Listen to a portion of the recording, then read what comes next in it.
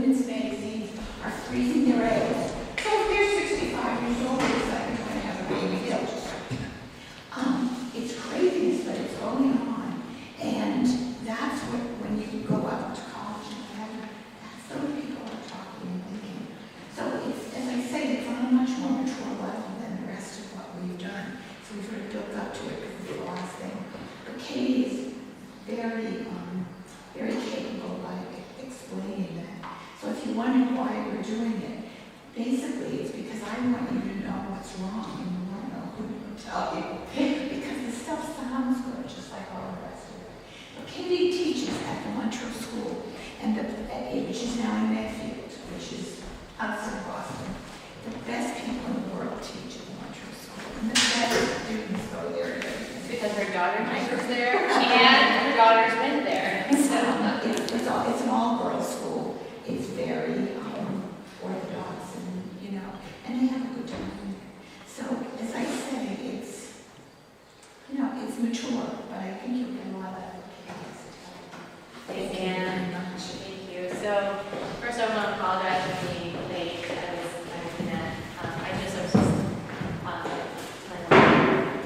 guess that we just moved, so it's been very chaotic and I wasn't planned well. So I'm barrel here, so I apologize for being late, but I was providential because I'm glad you guys got to go first. So I just hear your speech and I just want to tell you that how impressed I was. Well, how impressed I am, first of all, that you're here in August on a beautiful evening discussing these really important issues. I mean, it just shows your commitment, your passion, and your conviction. So I'm impressed. And then your speeches, so many good data points from Marshall, arguments for logic. So I'm impressed, and I just want to say, keep going, because the truth is on our side. And I think we're in a time where, as 10, 20, 30 years from now, you will be the ones that people are coming to and saying, how did this happen? Explain to me why things don't make sense. And this is where you're beginning to practice that, because you'll be doing this for the rest of your life. So who am I? So I'm Katie Elrod. I'm a teacher. I'm a mom. I'm a wife. I am an author. My degrees are in philosophy. I taught at Boston College. I got to teach at Montrose School, girls' school. My professional interest really is not in this topic. It was personal. In other words, I myself struggled with infertility, so I ended up doing a lot of research into it and had my own personal story to tell with it. But I also tell the story in light of a philosophical and theological context. I was asked to write about my story because my best friend wrote a book called Women, Sex, and the Church, and it's called A Case for Catholic Teaching. Erica Bacchiacchi edited it. She is a lawyer who does all her pro bono work for pro-life organizations. She is one of the premier pro-life advocates in the United States for women, that speaks on behalf of women. She wanted to write a book to show how many of the church's teachings, such as abortion, premarital sex, marriage, are actually good for women. Not, of course, that they're good for children and husbands, but also for women particularly. So she asked me to write this a chapter of my experience, talking about how IVF, which the Catholic Church, does not support as a legitimate means to pursue reproduction, why that's harmful to women. Okay, so in addition to being harmful to the baby. Okay, so it's two. So it's the whole ethic of life. That if whatever is harmful, as you were all talking about for children, right? If abortion kills a child, it also, permanently damages physically, emotionally, spiritually the woman, and then usually the people involved in inverted, from the abortionist to the man who got the woman pregnant that this has an incredible fallout. So my story is tangentially, but I think you'll see a lot of connection to the arguments that you've already made. So, okay, here we go. I'm not taking my clip set because I'm over 40, so I'm off on the other side. But I'm trying. Okay, so this one to give you sort of an idea of what I'm going to talk about. I did this last year. I want to know, were any of you last year, I was like, oh, I remember you. So this is going to be the same talk. So if you get bored and you want to leave, I'm not going to be offended. Or on the other hand, at the end, I expect you to have a lot of good questions because now is the second time. No pressure. Okay, so this is sort of the ideas of what we're going to be covering. We're going to be talking about what infertility is and what the typical treatments are, only because, why are we talking about that? Because I think in order to understand why IVF is a billion-dollar industry and growing exponentially every year, we have to understand why women are every year becoming more and more infertile in the Western world. And then we're going to be talking about what IVF is, why it's bad for women, why it's bad for children, and we're going to be looking at philosophically and theologically why it's bad. Why is it bad for your soul? Like, what is it about you? How does it harm the woman when she uses IVF? How does it harm the child? And then an alternative. This is an alternative called natural reproductive technology. It's a science-based, really holistic way of treating infertility that was very successful for me because I was able to have, before I got too old, to have a beautiful son. So, what is infertility? So, infertility is actually a growing problem. Okay. First of all, I want to say it's not a disease in itself, right? As I have us there, it's a symptom of many underlying conditions and diseases. So, when someone's infertile, when they have a diagnosis of infertility, it's not like that's the problem. It's sort of the cover story, the symptom of all these other things that are going wrong, right, underneath. Right now, at least 12% of reproductive age in women in America are infertile. That's a very large number, and it grows. I mean, this is actually slightly dated. I know if I looked it up, this is probably a year old, because this is the last time I updated was for you guys. Well, actually, no, for the Archdiocese, we did a whole presentation for all the priests. So all the priests in Archdiocese of Boston got to hear this talk. You guys are going to be way up on, on the assumption. I don't know that. I know that priest here wasn't there because it's not Boston, but you guys will be well educated. And then, so I've seen numbers 15%, 16%, right, of women. And then when is a woman diagnosed as infertile? She's diagnosed as infertile when she has had relations and has not conceived. Okay, that's when the doctor says. So we all know about the miracle of life. You guys know it very well, but it's important to sort of just review quickly those steps on how a healthy baby like this is born, because it is truly a miracle. So many things have to happen at the right time, the right place, under the right conditions, right, with the right material, so to speak, healthy eggs and sperm, for a healthy baby to develop and be born. And reproductive technology is a kind of technique that tries to manipulate at different stages, because in many ways at this point we still don't know a lot about what happens. In other words, we're interested in doing a lot of technological invasions, but we don't have a lot of evidence of what's happening, and that actually changed in the 60s. Up until the 1965, there was a lot of research into all the conditions that were needed to provide a healthy, sort of almost soil, so to speak, in the women and in women and men in order to have children. But as soon as the pill came on the scene and abortion, the whole movement in reproductive technology was really about invasive. Like, how can we manipulate the sperm and the egg to get it to what we want, as opposed to how can we heal a woman or a man's reproductive system in order to create the conditions for the best possible chance for life.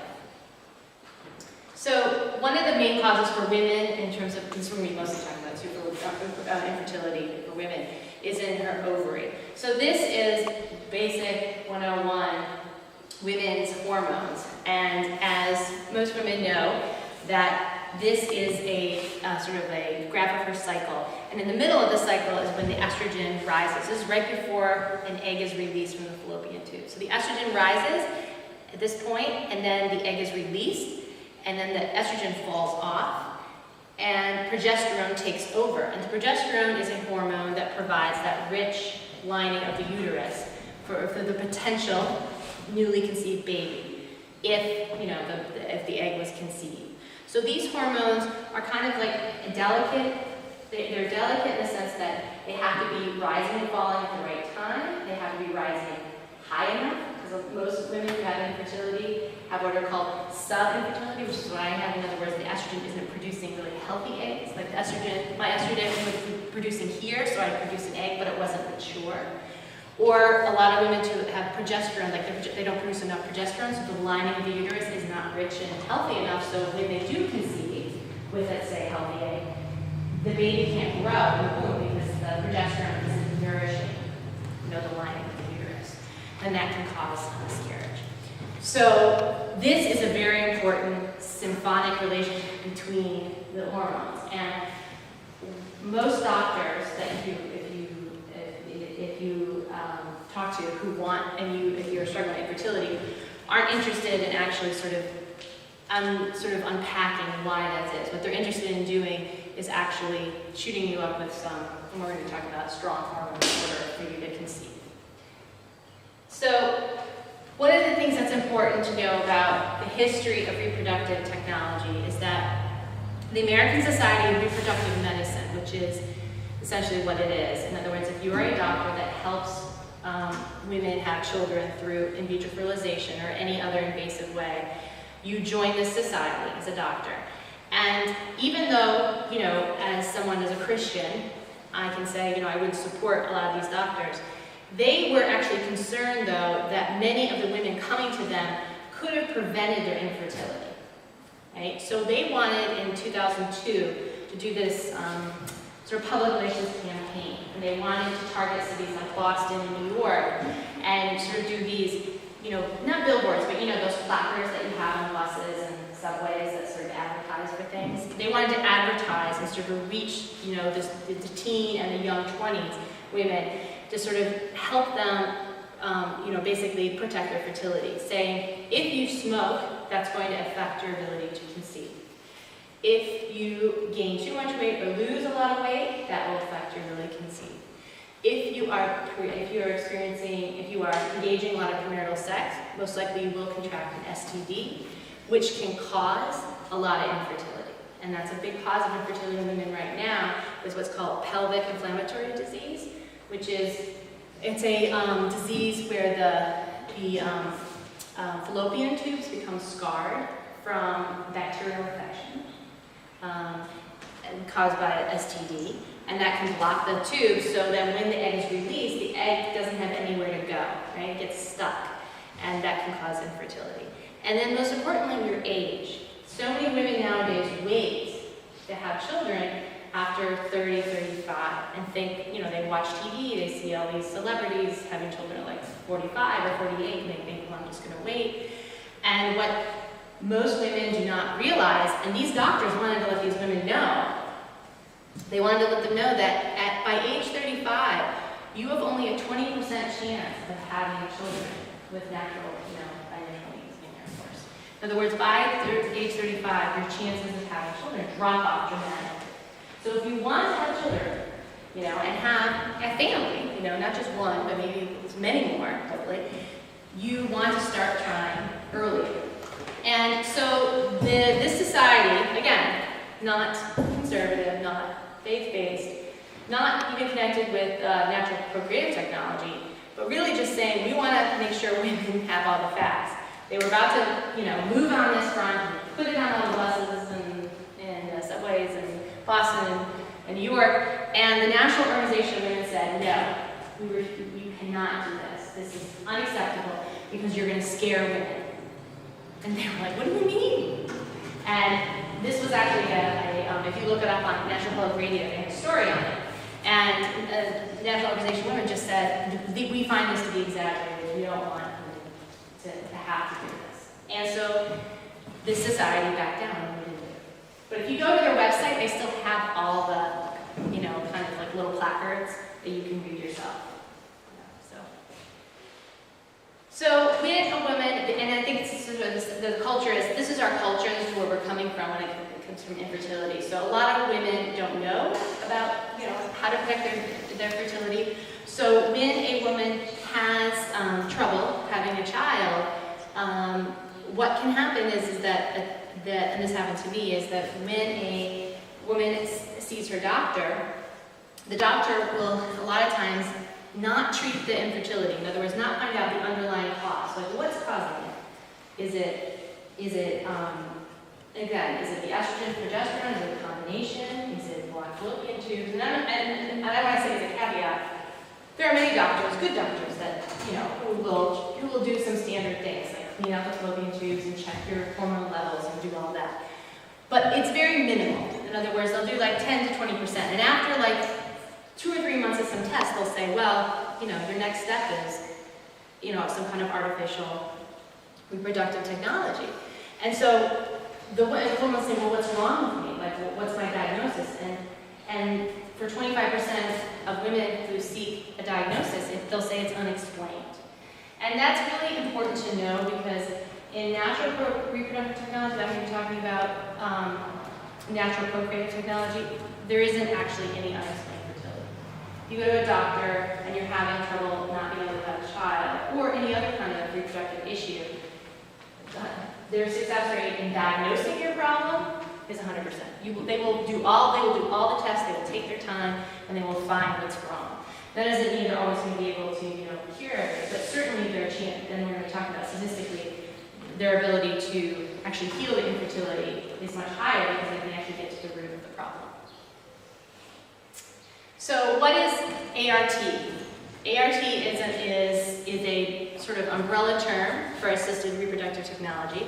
It's a fertility procedure in which essentially both the eggs and the sperm are handled in the lab. This is where in vitro comes from. In other words, out of the body. In vivo means in the womb, right? So in vitro is it's out of the body and it's being manipulated in some way outside of the woman and the man. So what are the different kinds of ART? There are a few different kinds, like zipped and gift, but they're not very effective. I'm not going to go into it, you can look it up. But the reason I don't want to talk about it, because 99% of all ART types is in vitro fertilization. And what is it, just so we know? Okay, so it involves extracting a woman's eggs, right, taking them out of her womb. And usually that involves, or not usually, it always involves injecting the woman with a really strong hormone that sort of forces her ovaries to produce an abnormal amount of eggs. Because what the doctor wants to do is harvest as many eggs as possible in one shot. So it kind of sits, and we're talking about how dangerous that is for women.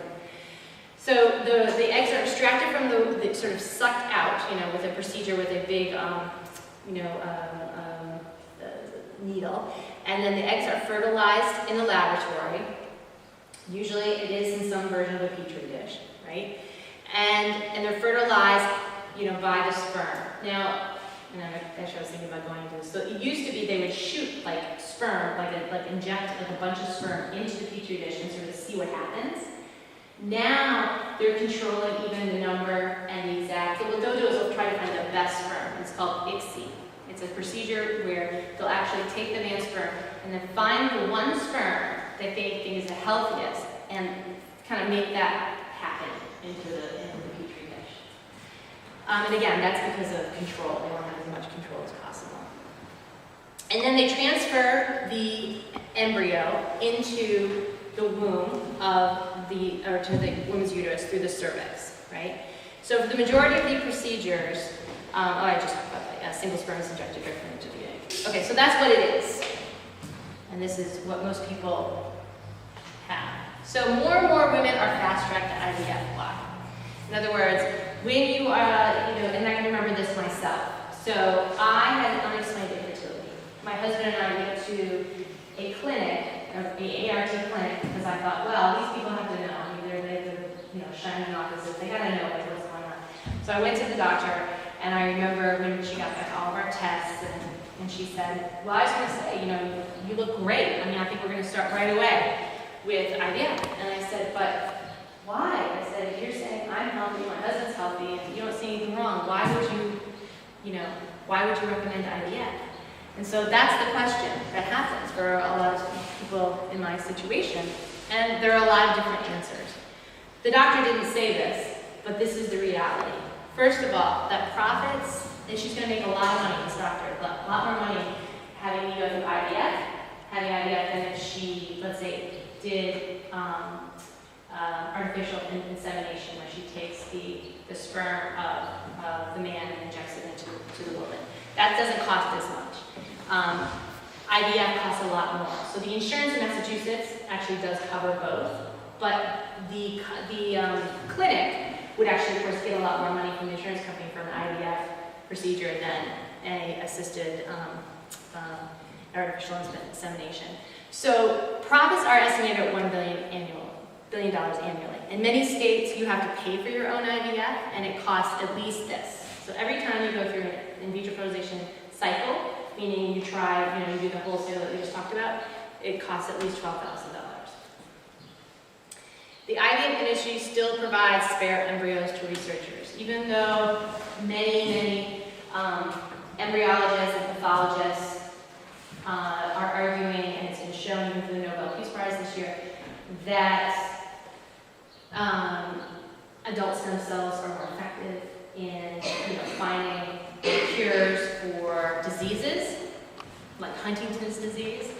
There are still a lot of researchers out there who love those spare embryos, and we have to say, where do those come from? And that's why I say spare. In other words, there's no spare. That's the only place they come from. In other words, people say, when we talk about embryonic research, where do those embryos come from? IVF. That's the only place that they come from. There's no other place to get them, because they can't clone yet, right, in the United States. So you can't create them on your own, so you have to find them. You have to find the spare ones left over. The only ones left over are from IVF clinics. And this is key too, control. So if you haven't seen the movie Gattaca, I recommend it. It's a great kind of futuristic movie on this, essentially. What happens when ART completely takes control of reproduction and there's no children born of natural relations, that they're kind of conceived in labs. And one of the things that Gattaca shows is that of a man and a woman looking at different, very similar to this, like a laptop looking at 3 different embryos, babies, and having and saying this one is you're gonna have blue eyes, blonde hair. This one is, and they had to choose which one they wanted. And that happens now. So we have actually a big movement right now in the world, but in the Western world, sex-selective abortion. Right? In other words, and we talked about in China. Who talked about? Someone we were talking about in China. Yeah. That's huge, and it's right now in India and Pakistan also. In the United States too, but no one keeps track of it. In other words, if I don't want a boy, then I have the abortion. If I want a girl, and then just lack of education in medical school. There isn't, and I had this myself. I went to an OBGYN, which is a doctor that you start off with that helps take care of your reproductive system. Most of them don't know a lot about how to help a woman stay healthy and get pregnant. They know what to do once a woman is pregnant, but they don't know how to help what happens before. So there are many people who are sort of floundering around through the medical system, not knowing where to go. And if some woman, and I remember this woman who is a ART doctor, who has a beautiful, shiny office and thousands of pictures of babies, and says, "You're healthy. Come on, let's just do it." I mean, a lot of people are going to say, "I want a child, and I want to do this." So IVF right now in the United States is what's been known as the Wild West of medicine. Just as someone talked about more regulation and hardly any regulation in abortion, it's the same thing with IVF. As one woman said, and I quoted in her book, a biologist, it takes more to set up a tattoo parlor. You need to have more kind of public health restrictions on that than it does to set up a ART clinic. And that means that ART clinics do not have to report anything. They're not by law, so they don't have to show any success rates. No one's looking over them in terms of their, the way that, their public health standards are, because it's virtually unregulated. A lot of them do report to the CDC, the Center for the Disease Control. They do report because we are now an internet-savvy world, and if I want to spend $12,000 on an IVF cycle, I want to go to the clinic that has the best rate of success. So they do report their success rates, but there's no third-party check on it. No one comes in and says, "Is that true?" Because they don't have to comply to any organization.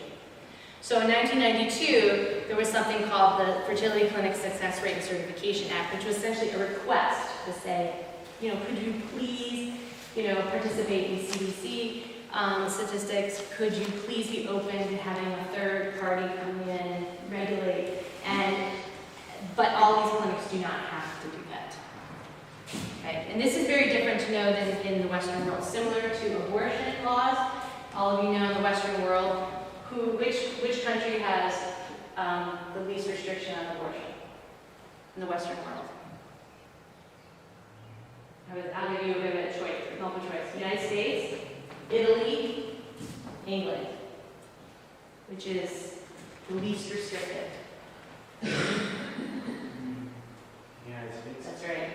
And so when can a woman have an abortion? Can she have an abortion at any time? Anytime. Anytime, that's right. Now, finding a doctor would be one thing. If you're 38 weeks pregnant and you want an abortion, finding that doctor is probably a little more difficult than if you're 8 weeks. But can you, if you find the doctor, are you going to be arrested? No. Right? In most other countries in the Western world, like IVF, like for example in Italy, you are not allowed to seek IVF. You have to be married. You have to make sure that you only create this number of embryos you're going to implant, because right now there are over 600,000 frozen embryos on ice right now, that a lot of couples are paying monthly rental fees. Like they're saying, am I going to keep them? What am I going to do? Am I going to have more children? Am I going to donate them to science? Am I going to let them perish naturally? So that's something in other Western countries they don't have to deal with. Because in Italy, if you want to have IVF, you create 3 embryos and implant all 3 embryos. There's no spare embryos. So it's interesting because there's a real parallel with IVF and abortion in terms of its restrictions, or lack of them. So IVF is a growing industry. This is from the New York Times. Okay, just so we can start seeing, CDC started collecting data in 1996, 64,000 procedures. Last count in 2009, 134,000. So every year it's growing exponentially. And as Ann was talking about, the new trend right now is freezing your eggs. So when you go to college campuses, there's going to be lots of advertisements for women to do 2 things. One, to have an expensive procedure to freeze your eggs, so then you can pursue your professional interests. And then at 35, if you want to have a child, then you can have IVF, right? Or they're going to be asking you, depending on which college you go to, if you go to Harvard, you're going to be paid more than, let's say, if you come to UMass, which is, really terrible, elitist. But they'll say, well, if you go to Harvard University, I'll pay you $25,000 to take your healthy eggs, so I can sell it to a woman such as me, myself, like 43, whose eggs aren't as healthy because they're old, in order to, have IVF. Right? So now we have a third party involved and so it's not just a man and a woman creating a child. We have a man and a woman, and then the donated egg. And of course, it's all there's nothing being donated, right? Similar to anonymous sperm donors, there's no donation. I think that's one of the first things you correct people say. No, there's no egg donors. Everyone gets paid a lot. Okay? Same thing with sperm. No, these are not, it's for men too. In college, they say, you want to donate your sperm. None of these men donate their sperm. They're paid thousands of dollars to do it. And I think that's one of the first things is just the truth column of what's actually happening. Because in the group of people actually who are responding most vigorously to that was, really falsehoods. That's a lie. No one's donating anything. It's not like organ donation when you die. You donate your liver to a child who died in a car accident. No one's getting any money off of that, right? So it's important with egg and sperm, with the words donor to get the language right, because the group of people your age and older who are responding to that falsehood are the ones who have been created that way. This is my best article, and I wish I had brought it, but you can look it up. It's called "My Father Was an Anonymous Sperm Donor." It's written by 19-year-old Katrina Clark in the Washington Post, and she makes the argument really much more beautifully than I did, of how, just philosophically, she doesn't even bring God into the picture really, but philosophically how wrong it is, what kind of severe injustice has been done to her by being created in a lab, with contractual money being exchanged. And she just basically says, how would you like to know if that's how you were created? And it's very effective. And this also comes from ideas. Okay, so here are just some stats. I'm not going to go over them, but I just wanted to show that in the steps that we move from the cycle started to the actual live birth deliveries, how the numbers drop dramatically, right? So we have a woman who starts an IVF cycle, and so we have 102,000, and then out of those 102,000, 91,000 were successful egg retrievals. Out of those successful egg retrievals, 84,000 were successfully transferred, the embryos, into the womb, okay? And out of the transfers, this is where you can see the big drop-off, 84 to 37,000. Many of those embryos that are transferred in the womb die, right? There's a very high risk of miscarriage. So you can see, this is less than half, right? And then once the woman's carrying the pregnancy, to a certain extent, you have 30,000 live births. So this is the real problem that IVF doctors are trying to fix. They're trying to say, why is it that we can create these embryos, but when we put them in the womb, most of them don't survive? And there's actually a lot of scientific reason why it doesn't work. One of them, and this is a good thing to know too, in the 60s, and there's a lot of great evidence for this, that when a pregnancy happens, there needs to be the right conditions as I've been talking about. And one of the conditions is the fluid in a woman that has to be at a certain point. And it's a certain kind of consistency of the fluid. And that actually has a purpose more than just making sure that the egg and the sperm meet. It actually weeds out all of those sperm that weren't so great, that are going to cause birth defects, or that are going to cause miscarriages, right? So there are things in a woman's body that actually help prevent, naturally, a lot of birth defects just from her own body, right? But when you take that out, when you take an egg and a sperm just randomly, right, and put them together, even if they appear genetically healthy, we don't know, that's the mystery, we don't know. Now we're manipulating with a whole series of, it's like what you said about the puzzle too. It's like this is a whole puzzle that we can't quite understand, right? How it all fits together. But we know if you take different pieces of the puzzle out, we know that if we rearrange it differently, somehow we're not going to get the same result because we're missing pieces. So this is important to know. How old were the women who used IVF?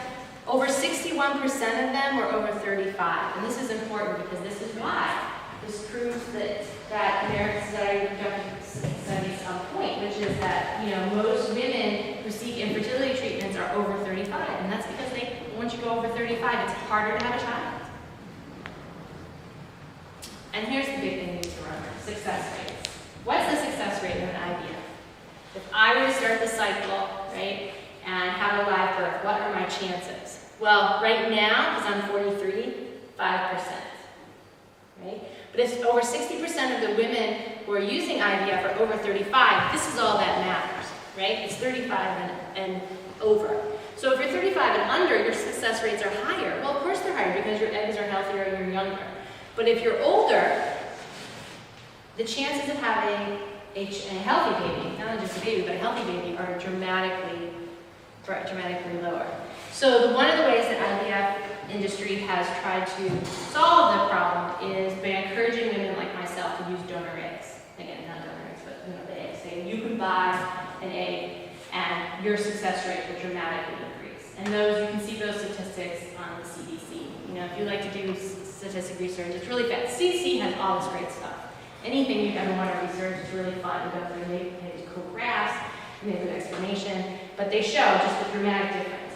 A woman who's 43 using a donor egg, and a woman who's 43 using her own egg, it's night and day, right? So a woman using a donor egg at 43 is going to have a very much higher chance. She's in the 40s. But with her own egg, she's back in the 5%. Okay, so the birth of IVF, this was important in 1978 in England. Here he is, he won the Nobel Peace Prize for it, which is sad, 2 years ago. This is the first IVF baby, which was English.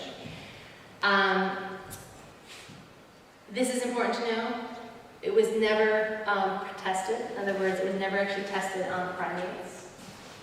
It was only tested on women.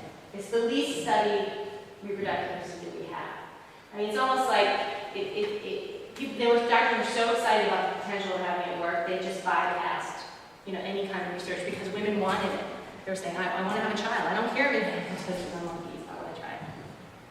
And so the New England Journal of Medicine begins one of their reports that shows a high risk of birth defects for children with this statement: women serving as the model for non-human primates. Whether women actually, so when it was actually done on primates, they used statistics from the women to see what they should do. So what is the physical cost to a woman having IVF? And again, any cost to the woman is going to have a direct bearing cost on the baby. So first of all, Lupron. Lupron is an ovarian stimulating drug. Right now, on the FDA, the Federal Drug Administration has over 6,000 complaints on it.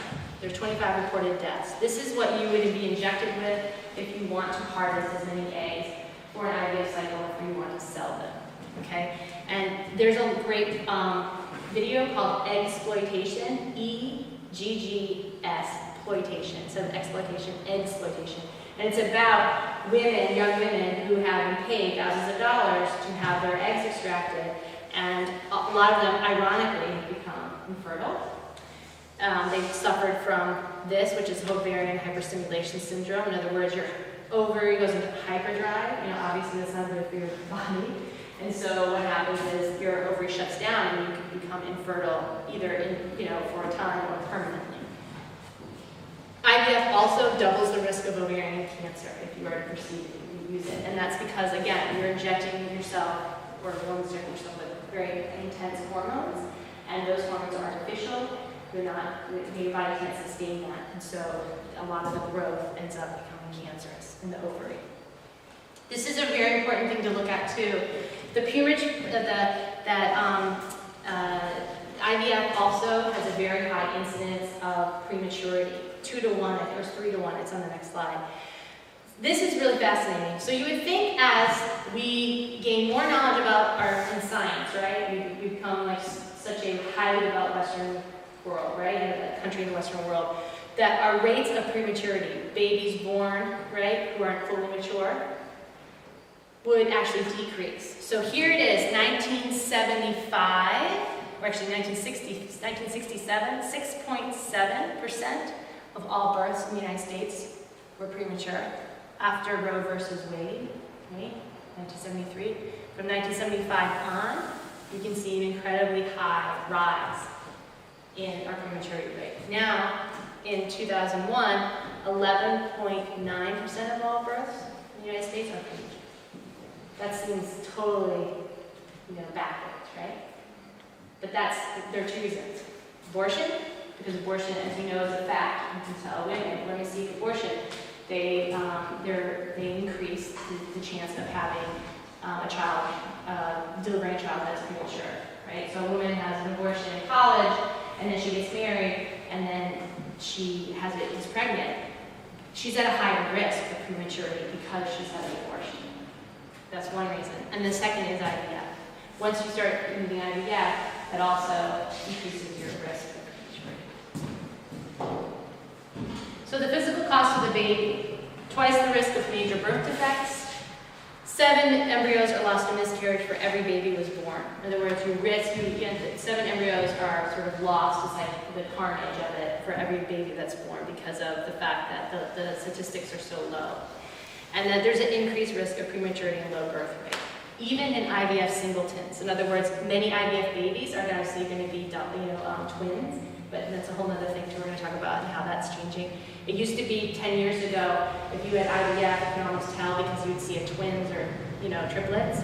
Now, there are a lot of IVF doctors are trying to only create singletons, and so but they still want to keep the chances of having, they don't want to take their time with 1 embryo at a cycle, so they're still implanting 2 to 3 embryos, but then once you're pregnant, then they encourage abortion. We'll talk about that, because they think it's harmful. So, one of the things that was just stated, 2012, IVF does not treat infertility. Here it is from the horse's mouth, so to speak. Babies conceived through certain fertility treatment techniques are about 1/3 more likely to have a birth defect than babies conceived without any extra help from technology. It is possible, this is what the doctor said, it is possible that the same reasons people have trouble conceiving and seek out fertility treatment could influence their increased risk of having a baby with a birth defect. I mean, it seems commonsensical, but here's this doctor saying, yeah, if you're having trouble conceiving, it means there's something unhealthy about your reproductive system. It's nature saying you shouldn't have a baby, or we need to treat whatever pathology is in your system for you actually have a baby, right? So, but these doctors, this same doctor who's saying this says, we don't want to do that, right? We just want to put the baby in an unhealthy womb. And wow, there may be some connection to that and having a baby with a birth defect. But that, but women want the baby. Okay, so the dark underbelly, if I haven't explained enough of the dark underbelly, the IVF industry is the darkest alley of it. It's like what's called selective reduction. When I gave this talk to the Archdiocese of Boston recently, not to the priest, but I gave it to a bunch of lay people, a woman walked up to me and she said, and this is actually, yeah, I don't remember what it was, she walked up to me and said, 20 years ago, I had IVF and I was pregnant with 3 babies. And I was told that I had to reduce to 1. And I said, oh my gosh, that's horrible, I'm so sorry. And she said, and I didn't want to, I'm pro-life, Catholic, I didn't want to do it. But I was put in front of a screen and I was shown all these images of babies who had these birth defects, and they kept saying, this is what you're going to have to all 3 of your children if you continue this pregnancy. So you must get rid of 1. So she sat in a room and she couldn't look, and they said, which one? They made her pick. She had to pick. And she said she's never recovered, obviously. In the New York Times, just this year, oh no, is this the Washington? No, this is the Washington Post. Oh no, this is the different one. This is the Washington Post. Oh no, this isn't it. Oh yeah, no, this is from the New York Times. But so anyway, my point is that in selective reductions, there's no statistics reported to the CDC. So we don't know how many babies are aborted in this way. One woman said, now that I know I have my 2 daughters looking at them, I think it could have been you. You terminated an embryo that could have turned into a baby. Interesting how that distinction, that it has to be an embryo, it's not a baby, even of course an embryo is a baby. It's another fact. They're not 2 separate things. You would love as much as the ones you have, and that's hard. So the New York Times reported this trend. And I think this, if you're going to walk away, and I know this is a lot of information, you're tired, and you're like, I'm ready to go home now, and you're not going to bed. But if you're going to walk away with one thing, this is what I want to leave you with. Because when the New York Times does a article, ART or IVF, I always read them, I'm always on the alerts, because I want to keep abreast on what's happening. But when they did this, I was almost grateful, because I was like, it's so good when people on the inside who are experiencing IVF and selective reduction say very clearly what I'm trying to argue, right? Someone who's experiencing it. Here's this woman, who chose to abort one of her twins. And the article is called 2-1, which is the trend now in IVF, this is 2011, to move away in IVF industry, again, from carrying twins to 1. First it was triplets to twins. Now the IVF industry is responding to a lot of women saying, I don't want twins, I just want 1. So it's not even just the doctors, it's the woman. This is a description of why IVF is anti-life, why it always leads to abortion. And here's what she says. Things would have been different if we were 15 years younger, or if we hadn't had children already, or if we were more financially secure. If I had conceived these twins naturally, in other words, if I had had them as a gift, right? Even if she doesn't believe in God, like nature, that's something given to her, right? It just happened. I wouldn't have reduced this pregnancy, because you feel like there's a natural order. Then you don't want to disturb it. But we created this child in such an artificial manner, in a test tube, choosing an egg donor, not a donor, remember, having the embryo placed in me, and somehow making a decision about how many to carry, kind of going shopping, seemed to be just another choice.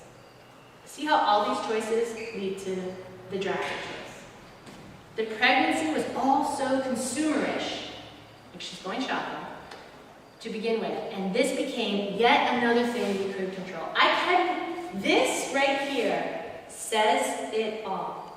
This poor woman, first of all, I pray for her because, I mean, it's like they know not what they say. I mean, you're like, to say all this really explains why the whole ethic of life that you guys even talked about, right? From abortion to euthanasia, how it's all connected even through the IVF cycle. Because once you objectify a human being, right, which is what she said, if it was through a natural order, it's subjective. It's a person that's given to you, a gift. Wow, I'm pregnant with twins. I've been given to this. I guess I'm meant to have them because it's part of the natural order. But once you create something, right, you play the role of God, right, and you create something, you objectify it. You said, I have created you. You are my object that I manipulate. Even if I'm going to love this object, right? Even though, and of course they show psychologically, there's even right now, with children treated by IVF, there's psychologically some things wacky going on because you want the baby so much and you spend so much money and so, as opposed to a child that's given to you, you're like, I guess I'm supposed to take care of this child and do the best I can, but you don't feel like you need to control it, right? So the pregnancy is consumerish, and so it's, I gotta control it. If it becomes not what I expect, then I do it. This is why the Catholic Church argues that IVF is really the flip side of contraception, right? For many, many years in the United States, in the Western world, we see sex as a recreational activity that has a side effect of having children when I'm ready. And that's why when a woman gets pregnant in the United States, a lot of times she's shocked. It's like, how could that have happened? It's like, well, in natural order, that's what's supposed to happen, actually. It's just up until 1965, since 1965, we in the United States especially have been thinking that's unnatural, right? So here we are, if you're contracepting for many years, then when you want to have a child, you do this, you have the contraceptive mentality. I manipulate not to, and now I want a child. A year later, no child, gonna go get it. Gonna go, manipulate what I need in order to get what I want. So I'm not gonna go over a lot of these documents, but I just want to have this one quote that would be helpful. We can never allow the dominion of technology to invalidate the quality of love and the sacredness of life. I think all of you obviously would agree with that. But this is another quote that I think is very helpful. Great book, by the way, too, that explains a lot of the baby business, how money, science, and politics drive the commerce of contraception. Great data in here, even for arguments on abortion. It's really good stuff. No person can claim the right to the existence of another. Otherwise, the latter be placed in a lower level of value than the one who claims such a right. This is the problem with objectification.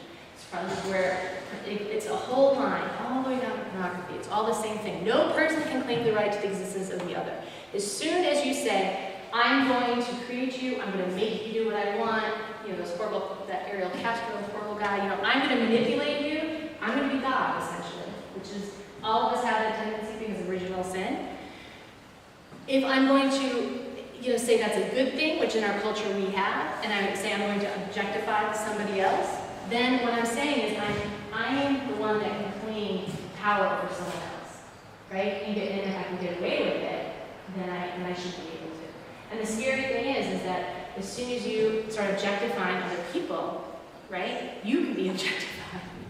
You could be, as one of my friends who doesn't want to move back to Denmark because she's old and she says, if I go back to Denmark, I'm going to be euthanized. And I don't want to be euthanized, right? Because she's seen as useless, right? And this is the scary thing of how this whole ethic of if we can get one argument out there for the pro-life argument, it is that idea that when we objectify, we assert our rights over someone else and the danger of that.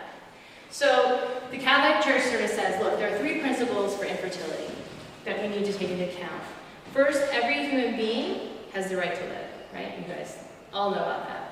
Second, that spouses have the right to become a biological father and biological mother only through each other. This doesn't mean no adoption, because the key word is biological. So you can't donate a sperm. You can't donate a sperm to, some other family member so they can have a child, right? You can't do third party, because you feel sorry for them, because that affects the dignity of the child. The child says, wait a minute, who's my father? I'm confused, right? That's in the development of the human being, that's not fair. The third, every child has the right to be conceived, and I think this is beautiful. And the beauty and dignity of the mutual act of the self-giving love between her parents.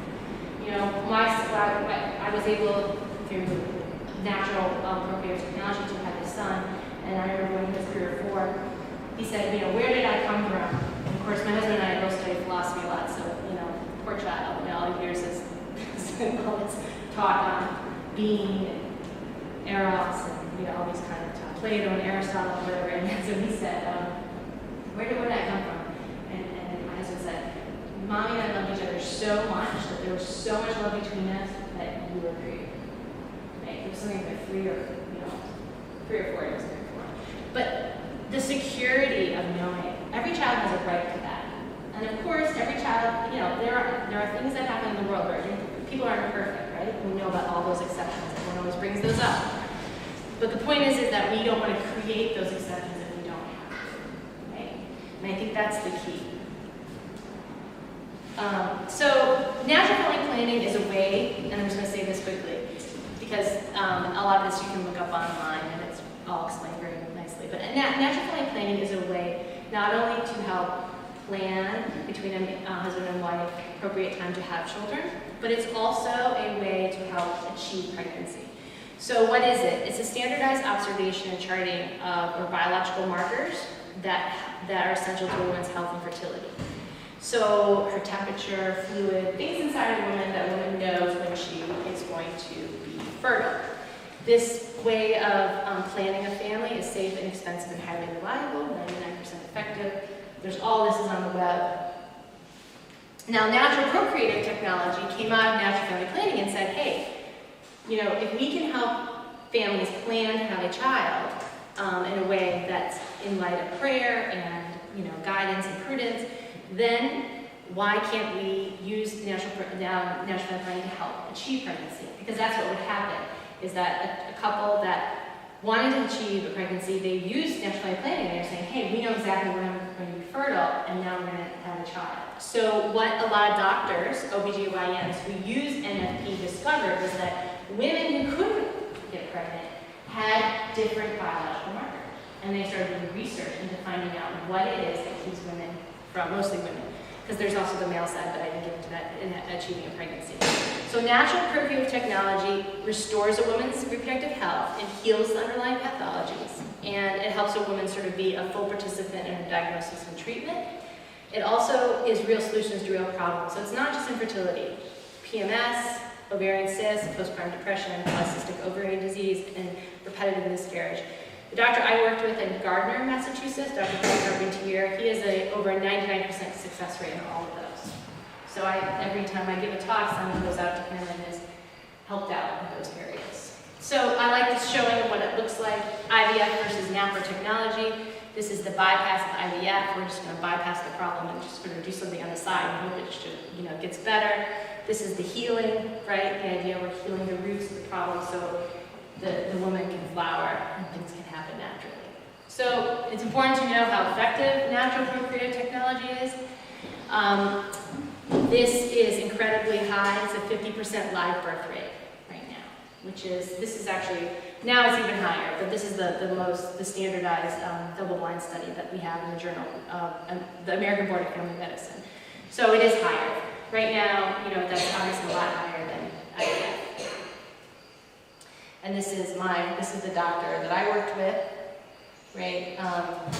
Primary infertility, he's 64% delivered, right? This is me.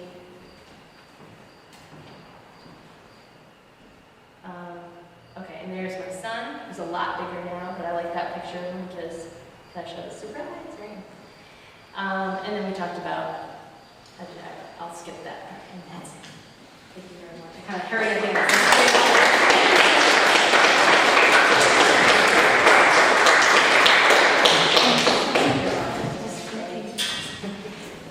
Thank you very much, Katie. You